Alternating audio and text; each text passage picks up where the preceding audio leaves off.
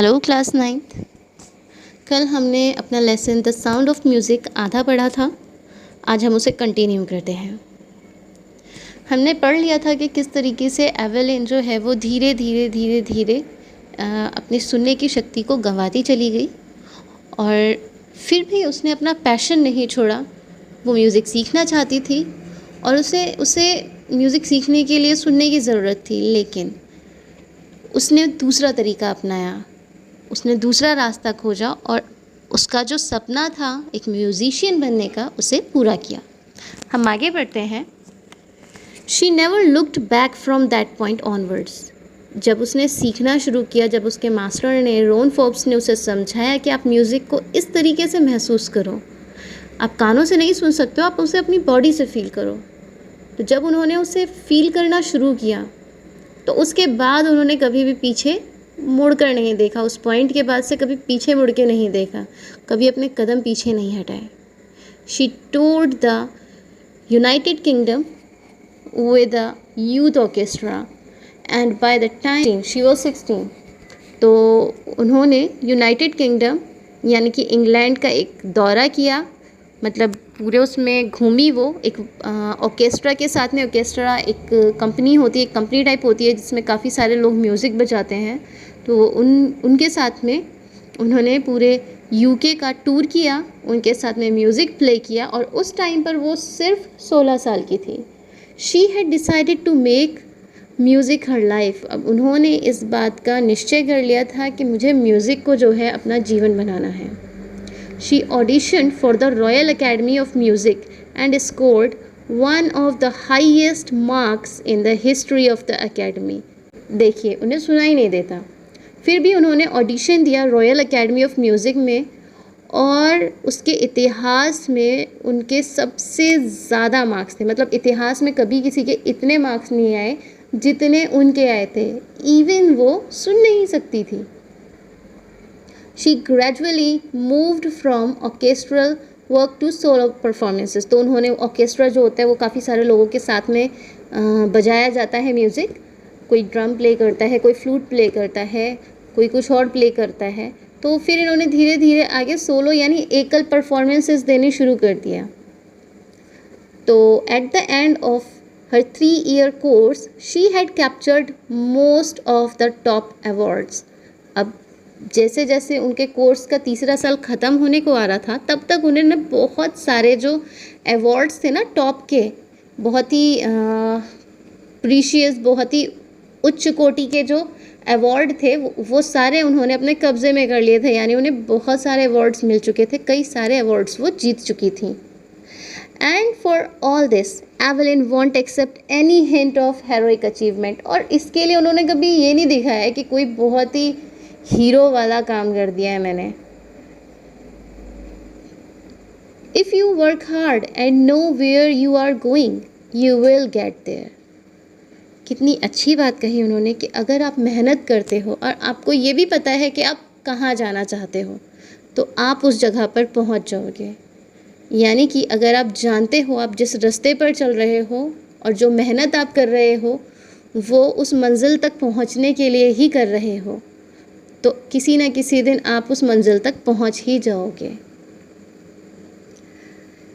And she got right to the top, the world's most sought after multi percussionist with a mastery of some 1000 instruments and hectic international schedule.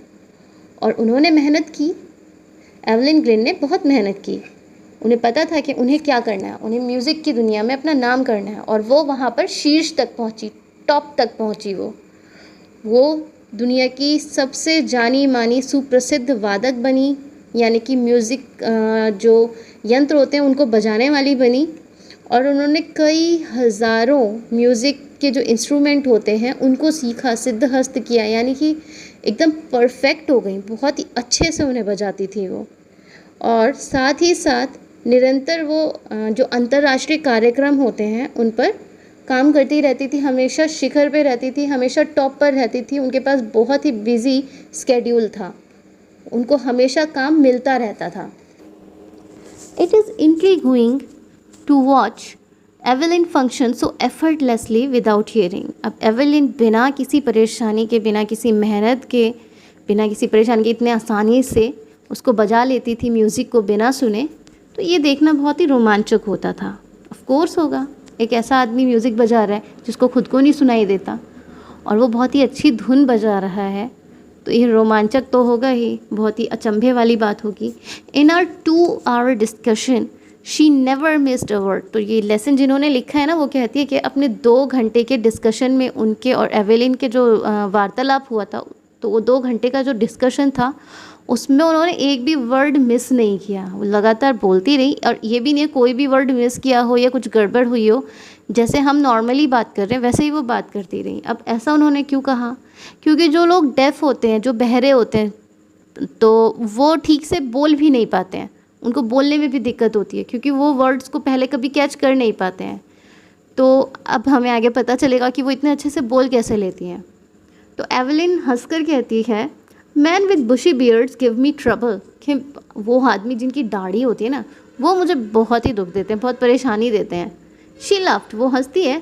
It is not just watching the lips. और ये सिर्फ lips की बात नहीं है पढ़ने की, कि क्योंकि वो बहरी थी तो सुन तो सकती नहीं थी कोई कुछ बोल रहा है, तो उसे लिप्स रीड करने पड़ते थे। तो जिनकी दाढ़ी बड़ी है उनके लिप्स कहाँ से दिखाई देंगे?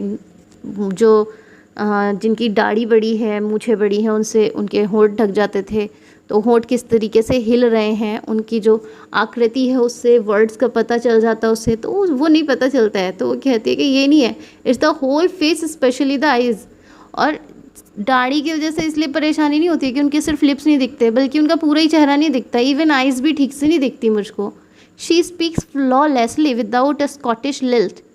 और वो इतने एकदम शुद्ध रूप से बोलती चली जा रही थी, बिल्कुल कहीं अटक नहीं रही थी। तो वो ऐसा कैसे कर पा रही थी डेफ होने के बावजूद भी? My speech is clear because I could hear till I was 11। वो कहती है मेरी स्पीच इतनी साफ़ है, मैं इतने अच्छे से बोल लेती हूँ, तो वो सिर्फ इसलिए क्योंकि मैं 11 साल तक जो है सुन सकती थी। अब 11 साल तक तो सीखने की उम्र होती है, तब तक में बच्चा बहुत सारे वर्ड्स सीख चुका होता है, बोलना भी, प्रोनाउंस करना भी, इसीलिए उनको अच्छे से बोलना आता था और वो अच्छे से बोलती थी। She says but that doesn't explain how she managed to learn French and master basic Japanese. लेकिन 11 साल तक तो उन्होंने स्कॉटिश ही सीखी थी, तो इससे हमें ये नहीं पता चलता कि किस तरीके से उन्होंने फ्रेंच सीखी या फिर जो जापानीज़ लैंग्वेज है उसमें कैसे अपने आप को मास्टर किया। यानी कि उन्होंने किसी न किसी तरीके से बहुत ज़्यादा मेहनत करी थी इन अलग लैंग्वेजेस को भी सीखने में। As for music she explains it pores in through every part of my body. Music के लिए तो वो ये बात बोलती हैं कि ये जो है ये मेरे शरीर के हर एक अंग में लगातार एक धारा की तरह बहता रहता है। It टिंगल्स in skin. ये मेरी त्वचा में जो है ना, जैसे हल्की सी सरसराहट सी होती है, तो ये मेरी त्वचा में वो टिंगल करता है, हल्का सा चुभता है। My cheekbones and even in my hair. और ये नहीं है कि सिर्फ स्किन पे, मेरे गालों पर, ये मेरे जो चीक बोन्स हैं, मेरे जो गालों की हड्डी है, यहाँ पर भी मुझे चुभता है, महसूस होता है कि हाँ कुछ बज रहा है, कंपन सी महसूस होती है। और यहाँ तक कि मेरे बालों तक में मुझे महसूस होता है। When she plays the xylophone, she can sense the sound passing up the stick into her fingertips. तो ज़ाइलोफ़ोन तो आपने देखा ही था कि वो उसे 2 डंडियों से बजाना होता है। तो जब भी वो ज़ाइलोफ़ोन बजाती है तो उसकी आवाज़ को वो कैसे महसूस करती है? वो जो 2 डंडियाँ होती हैं ना, उनकी कंपन से उसे महसूस करती है, और उसकी कंपन उसकी फिंगर टिप्स, उंगलियों के जो पोर होते हैं, उनमें उन्हें महसूस होती है। By leaning against the drums, she can feel the resonance flowing into her body. अब जो बड़े बड़े ड्रम होते हैं उनकी वाइब्रेशन उन्हें कैसे महसूस होती है? वो ड्रम की तरफ थोड़ी सी झुक जाती हैं, तो जब वो झुकती हैं तो ढोलों पर जो धाप पड़ती है, उससे जो कंपन होती है, वो उसे अपने शरीर में महसूस कर लेती हैं। On a wooden platform, she removes her shoes so that the vibration pass through her bare feet and up her legs. और म्यूज़िक को फील करने के लिए वो क्या करती हैं? इसके अलावा वो अगर कोई फ्लोर ऐसा है जो लकड़ी का बना हुआ है, वहाँ पर वो अपनी चप्पल जूते सब उतार देती हैं, ताकि जो म्यूज़िक की कंपन है वो उनके पैरों से होती हुई ऊपर तक उनको महसूस हो शरीर में, ताकि उनको पता चल जाए कि मैं किस तरीके का म्यूज़िक बजा रही हूँ। Not surprisingly Evelyn delights her audience. अब इतनी मेहनत वो करती हैं तो ये कोई अचंभे की बात नहीं है कि उनकी ऑडियंस जो है उनको वो खुशी देती हैं इतना अच्छा म्यूज़िक बजा करके। In 1991, she was presented with the Royal Philharmonic Society's prestigious Soloist of the Year Award। अब 1991 में उनको एक अवार्ड मिला था रॉयल फिलहार्मोनिक सोसाइटी की तरफ से। कौन सा मिला था? सोलोइस्ट ऑफ द ईयर का, यानी कि उस साल में जो एक अवार्ड मिलता है एक एकल परफॉर्मेंस करने वाले को, एक व्यक्ति की परफॉर्मेंस करने वाले को, वो अवार्ड उनको मिला था। सेज मास्टर परक्यूशनिस्ट जेम्स ब्लेड, तो एक और ड्रम बजाने वाले मास्टर हैं, उनका नाम है जेम्स ब्लेड। वो कहते हैं God may have taken her hearing, कि भगवान ने बेशक उसकी सुनने की शक्ति ले ली हो, but he has given her back something extra ordinary, लेकिन बदले में उन्होंने उसे जो दिया है वो असाधारण है, कुछ असाधारण बदले में वापस दिया है। वट वी हियर, जो हम सुनते हैं, शी फील्स, वो उसे महसूस करती है, far more deeply than any of us, और वो उसे हम लोगों से भी ज़्यादा गहराई से महसूस करती है। मतलब हम तो कान से सुनते हैं और वो उसको महसूस करती है अंदर तक। That is why she expresses music so beautifully, और इसीलिए वो म्यूज़िक को इतने अच्छे से, इतनी खूबसूरती से व्यक्त कर पाती है, इतने अच्छे से म्यूज़िक को प्रेजेंट कर पाती है। Evelyn confesses that she is something of a workaholic. Workaholic होते हैं जो बहुत कामकाजी होते हैं, जिन्हें काम करना बहुत ज़्यादा पसंद होता है, जिन्हें हमेशा काम में लगे रहना पसंद होता है। तो वो स्वीकार करती है, मान लेती है कि भाई मैं वर्कोहॉलिक हूँ, मैं बहुत काम करने वाली पर्सन हूँ, मुझे हमेशा बिज़ी रहना पसंद है, often harder than classical musicians, और मुझे कठिन कार्य जो है वो करना ज़्यादा पसंद है। प्राय जो शास्त्रीय संगीतज्ञ जो होते हैं, म्यूजिशियंस होते हैं, उनसे भी अधिक कठिन कार्य करना मुझको पसंद है। But the rewards are enormous, लेकिन उसके पुरस्कार बहुत बड़े हैं। Apart from the regular concerts, Evelyn also give free concerts in prison and hospitals. अब वो जो उनके रेगुलर कॉन्सर्ट होते रहते हैं दुनिया में, यहाँ वहाँ सब जगह, उसके अलावा वो फ्री कॉन्सर्ट्स भी करती हैं। बाकी जो दुनिया में कॉन्सर्ट होते हैं उनके वो पैसे लेती हैं कि मैं वहाँ पर अपने म्यूज़िक को प्रेजेंट करूँगी और आप मुझे पैसे देना, लेकिन वो फ्री में भी म्यूज़िक बजाती हैं। किसके लिए?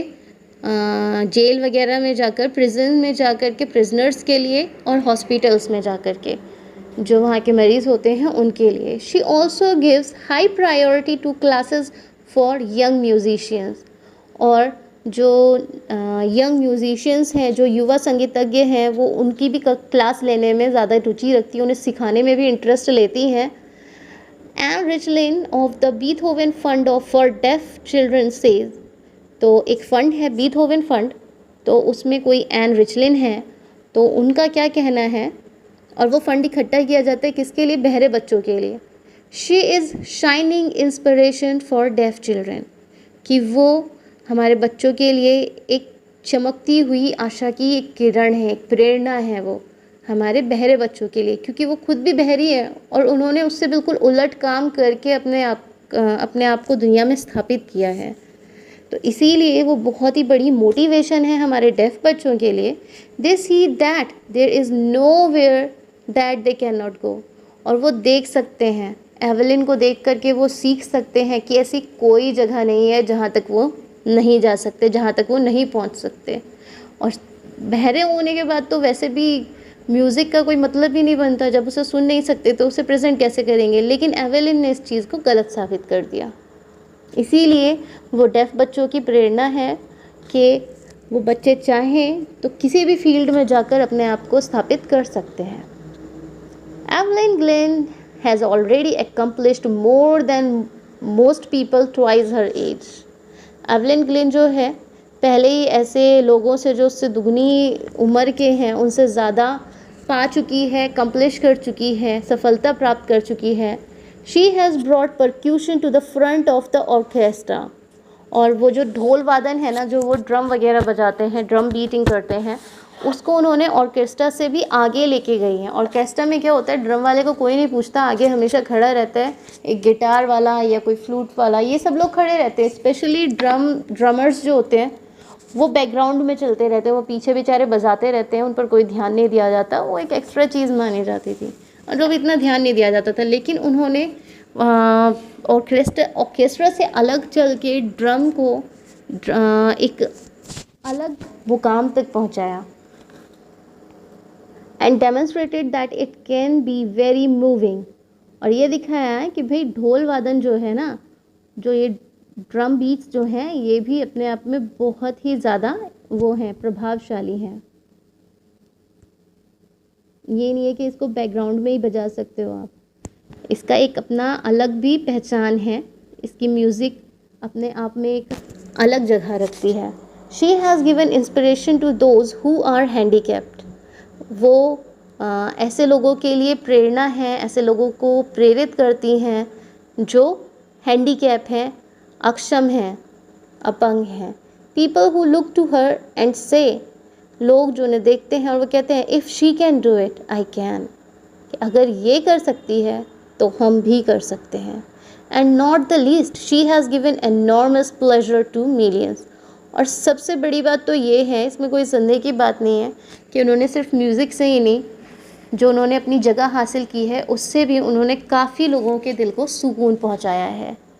जो लोग ये सोचते हैं कि हम कुछ नहीं कर सकते क्योंकि हमारे अंदर कमी है, उनके लिए ये एक बहुत बहुत बड़ा उदाहरण है कि आप अपनी उस अक्षमता के साथ में जो आपको आपके फेवरेट फील्ड में जाने से रोक रही है, उसको कमज़ोरी ना बना के उसको अपनी ताकत बना करके उसी फील्ड में एक ऐसा मुकाम हासिल किया जिसको पाने के लिए लोग तरसते हैं। इसी मोटिवेशनल मैसेज के साथ में हम इस लेसन को ख़त्म करते हैं। एवलिन की तरह हमें भी हमेशा अपने हौसले नहीं हारने चाहिए। हम जो करना चाहते हैं हमें उसमें लगे रहना चाहिए, मेहनत करते रहना चाहिए। हमारी कमी अपने आप हमारी मजबूती बन जाएगी।